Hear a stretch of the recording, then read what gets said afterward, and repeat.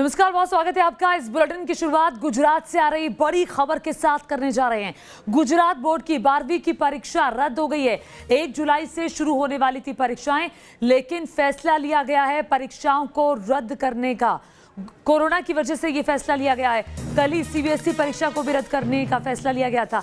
अब गुजरात में भी परीक्षा रद्द करने का फैसला लिया गया है। जो अलग अलग स्टेट बोर्ड्स हैं वो अब फैसला कर रहे हैं कि आखिर 12वीं के छात्रों का क्या किया जाए। अब ये तय होगा कि कैसे असेसमेंट की जाए और कैसे रिजल्ट दिया जाए, किस आधार पर बच्चों को आगे बढ़ने के लिए नंबर्स दिए जाएं। पूरब पटेल न्यूज नेशन संवाददाता और जानकारी के साथ जुड़ गए हैं। पूरब, तो गुजरात की सरकार ने भी फैसला कर लिया है सीबीएसई के बाद परीक्षाओं को रद्द करने का।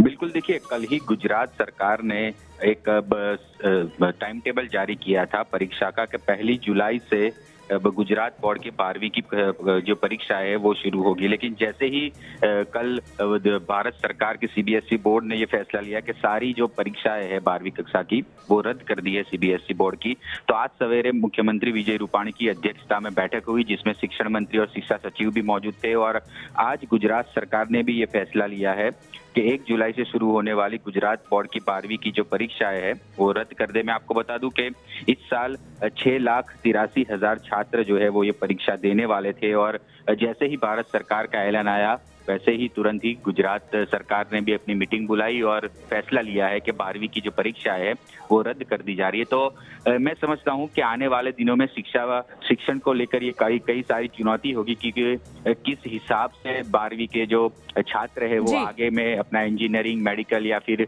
कोई एग्जाम है वो किस तरह से देते हैं, मेरिट पर एडमिशन किस कॉलेज में लिया जाएगा। तो कई सारी चुनौती है वो फिलहाल प्रशासन के साथ।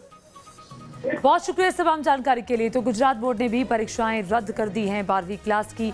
ये फैसला स्टेट बोर्ड की तरफ से लिया गया है। ये फैसला सरकार की तरफ से लिया गया है कि स्टेट बोर्ड को रद्द कर दिया जाएगा। हालांकि कल ही तारीखों का ऐलान किया गया था कि 1 जुलाई से परीक्षाएं होंगी, लेकिन सीबीएसई पर फैसला आने के बाद सरकार ने परीक्षाएं रद्द करने का फैसला किया है।